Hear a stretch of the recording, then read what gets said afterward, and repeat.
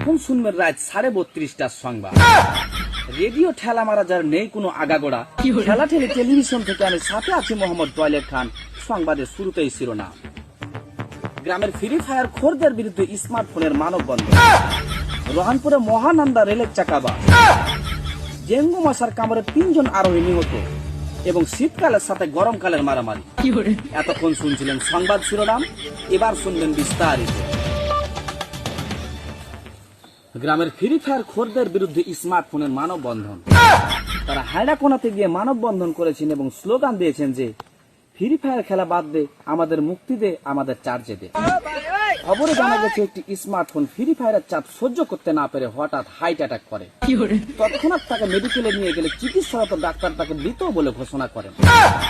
এদিকে স্মার্টফোনের সঙ্গী সাথীরা বলেছেন যে এই হত্যার সুষ্ঠু বিচার না পেলে তারা তাদের সব ধরনের কার্যক্রম বন্ধ রাখবে। বিমানের সঙ্গে মশার সংঘর্ষ। আমাদের সংবাদদাতা কদবেল হায়দার জানিয়েছে যে গতকাল একটি যাত্রীবাহী বিমান ভারত থেকে বাংলাদেশে আসার সময় মশার সঙ্গে ধাক্কা লেগে আটলান্টিকা মহাসাগর 500 গজ পানির নিচে তলিয়ে যায়। খবরে জানা গেছে মশার কোনো ক্ষয়ক্ষতি হয়নি, 2.5 জন নিহত এবং 3.5 জন আহত হয়েছে। আচ্ছা, আহতদেরকে জ্যান্ত পুঁতে ফেলা হয়েছে এবং নিহতদেরকে রাজশাহী সরকারি মেডিকেলে ভর্তি করা হয়েছে। এবারে হারানো সংবাদ। গতকাল পশ্চিমবঙ্গ ভারত থেকে একটি বুড়ি হারিয়ে গিয়েছে। তার বয়স 180 বছর। তার গায়ের রং সাদা, কালো, নীল, হলুদ ইত্যাদি ইত্যাদি। খবরে জানা গেছে বুড়িটি সকালবেলা বদনা হাতে করে মাঠে হাঁটতে গিয়ে হারিয়ে যায়।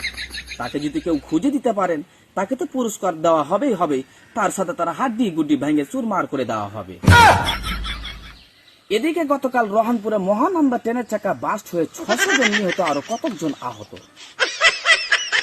নিহতদেরকে রহনপুর সরকারি মেডিকেলে ভর্তি করা হয়েছে এবং আহতদেরকে পাবনা মেন্টাল হাসপাতালে ভর্তি করা হয়েছে। গত মাসে এদের সুশীলতার চিকিৎসা হবে বলে জানা গিয়েছে। ডেঙ্গু মশার কামড়ে 3 জন আরোহীর মৃত্যু হয়েছে। আচ্ছা, তারা মরার পর বলে গিয়েছে তাদেরকে ট্যাটন কাপড় দিয়ে কবর না দিলে তারা কবর থেকে উঠে পালিয়ে যাবে। এবারে অন্য প্রসঙ্গ। যৌতুক চাওয়ায় ছেলের বাবা লুঙ্গি চুরি করে নিয়ে পালিয়ে গিয়েছে কনের বাবা। এতে ছেলের বাবা থানায় মামলা করলে মেয়ের বাবাকে তুলে নিয়ে আসে ডিবি পুলিশ, তাতে লুঙ্গির কোনো খোঁজ খবর পাওয়া যায়নি।